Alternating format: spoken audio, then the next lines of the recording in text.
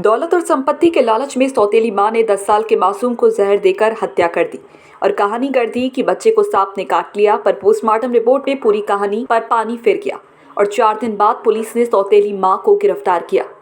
घटना ग्वालियर के मुरार थाना क्षेत्र के बड़ा गांव खुरारी की है। दरअसल 23 सितंबर को राजू मिर्धा के 10 साल के बेटे नितिन की खाना खाने के बाद अचानक तबीयत बिगड़ने लगी, जिसके बाद 10 साल के मासूम को अस्पताल में भर्ती किया गया। सौतेली मां ने बताया कि सांप ने काट लिया और अगले दिन नितिन की मौत हो गई, जिसके बाद शव को पोस्टमार्टम के लिए भेज दिया। उसके बाद जो कहानी सामने आई वो चौंकाने वाली थी। दरअसल करीब 3 साल पहले राजू की पहली पत्नी की एक्सीडेंट में मौत हो गई थी, जिसके बदले में क्लेम में 12 लाख रुपए मिले, जो राजू ने 10 लाख रुपए की एफडी कर 2 लाख प्लॉट की पेशगी भी दे दी। बस यही बात राजू की दूसरी पत्नी, जिसे वह बच्चे का मां का सहारा देने के लिए लाया था, उसे खल रही थी कि पूरी रकम बच्चे के नाम हो गई तो उसका क्या होगा। इसीलिए सौतेली मां ने मासूम के खाने में जहर दिया और लोगों को बताया कि सांप ने काट लिया, मगर पोस्टमार्टम में पूरा भेद खुल गया, जिसके बाद सौतेली मां को गिरफ्तार कर लिया गया और पुलिस ये पता कर रही है कि इस वारदात में कौन कौन शामिल है।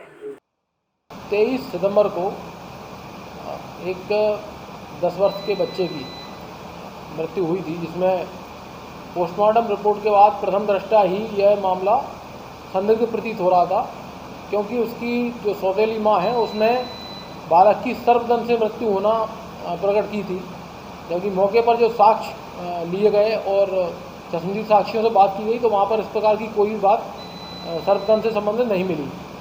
जब मामले में आगे कार्रवाई की गई तो प्रथम दृष्टया यह आया कि 11 वर्षीय बालक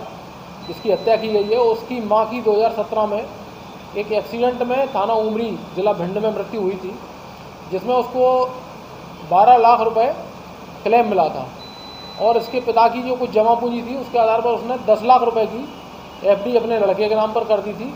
और जिस मकान में भी वो किराए से रह रहा है उसके पास का प्लॉट का अनुबंध भी उसने अपने लड़के के नाम किया हुआ है। इस बात पर रुष्ट थी यह सौतेली माँ के पूरा ही संपत्ति वो अपने लड़के के नाम कर रहा है और जब उसको लगा कि अब मेरे पास उसकी जो 2 बच्चियाँ पहले पति से हैं उनके भविष्य के लिए कुछ